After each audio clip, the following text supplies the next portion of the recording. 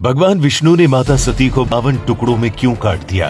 दोस्तों, भगवान शिव की पत्नी माता सती के बारे में तो आपने सुना ही होगा कि माता सती के शरीर के 52 टुकड़ों में ही उनके 52 शक्ति पीठों की स्थापना हुई थी।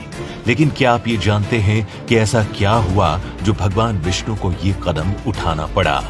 दरअसल बात तब की है जब सती के पिता राजा दक्ष प्रजापति भगवान शिव से अधिक नाराज रहा करते थे।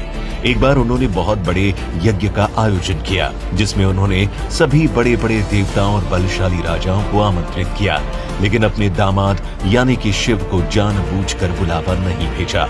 जब ये बात माता सती को पता लगी तो वो अधिक क्रोधित हुई और तुरंत अपने पिता के घर जाने के लिए तैयार हो गई।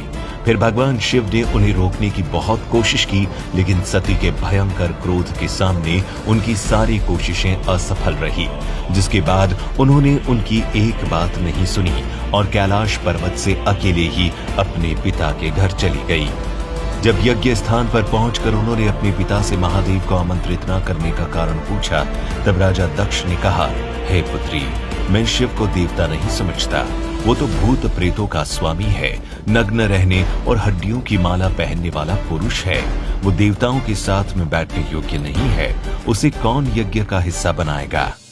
इन सभी बातों को सुनते ही उनकी आंखें अधिक क्रोध के कारण लाल खून के समान हो गई। इसके बाद शक्ति रूपी माता ने गुस्से में कहा, जो क्षण मात्र में इस संपूर्ण सृष्टि को नष्ट करने की शक्ति रखते हैं वे मेरे स्वामी हैं, और स्त्री के लिए उसका पति ही स्वर्ग होता है। जो नारी अपने पति के लिए अपमानजनक शब्दों को सुनती है उसे नरक में जाना पड़ता है। हे जन्मदाता, मैं अब एक क्षण भी जीवित नहीं रहना चाहती। इसके बाद सती बिना देरी किए यज्ञ के कुंड में कूद पड़ी और यज्ञ की आहुतियों के साथ साथ उन्होंने अपने शरीर को भी आग में जला दिया।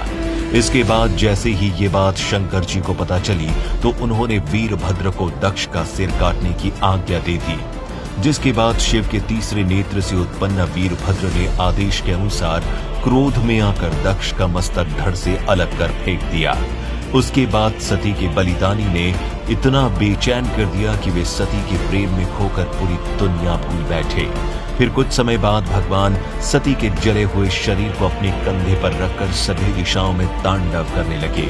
शिव और सती के इस अद्भुत और तीनों लोक से अलग प्रेम को देखकर पृथ्वी रुक गई, हवा चलना बंद हो गई, जल का बहाव ठहर गया और धीरे धीरे देवताओं की सांसें भी रुकने लगी। उसके बाद चारों तरफ हाहाकार मच गया। तब ये सब देखकर भगवान विष्णु पृथ्वी को बचाने के लिए वहां आए और उन्होंने अपने चक्र से सती के शरीर को 52 टुकड़ों में काटकर धरती पर गिरा दिया। दोस्तों, धरती के जिन जिन 52 जगहों पर माता सती के आभूषण और उनके अंग गिरे, उन स्थानों पर शक्ति पीठों की स्थापना हुई। तो दोस्तों, इसी तरह से स्थापना हुई सभी शक्ति पीठों की। आपको बता दें कि देवी भागवत पुराण में भी इन शक्ति पीठों की संख्या 52 बताई गई है, लेकिन कुछ लोगों का मानना है कि इनकी संख्या केवल 51 है। दोस्तों, इनमें से कुछ प्रसिद्ध शक्ति पीठों के कारण तो उनमें पहले नाम आता है माता ललिता देवी शक्ति पीठ। ये शक्ति पीठ प्रयागराज में स्थित है, जहां माता सती के हाथ की उंगली गिरी थी। यहाँ इन्हें माता ललिता के नाम से पूजा जाता है।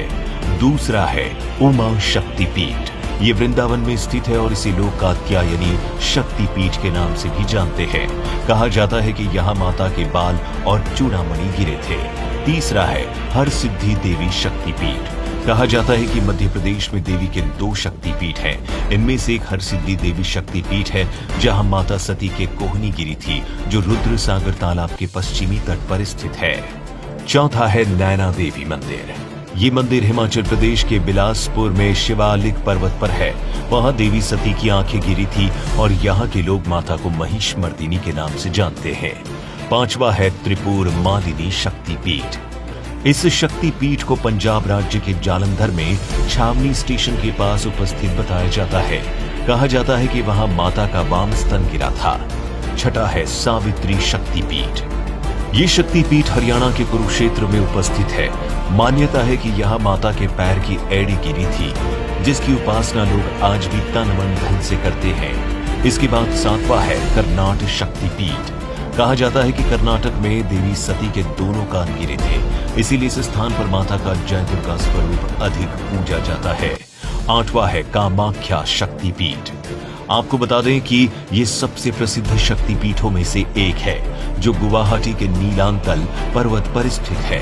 माना जाता है कि यहाँ माता की योनि गिरी थी, जिसे मां कामाख्या के स्वरूप में पूजा जाता है। इसके अलावा भी कुछ प्रसिद्ध शक्तिपीठ हैं, जैसे चट्टल भवानी शक्तिपीठ, जयंती शक्तिपीठ, मिथिला शक्तिपीठ इत्यादि। तो दोस्तों, इससे संबंधी अगर आपके मन में कोई और विचार है तो हमें नीचे कमेंट करके जरूर बताएं।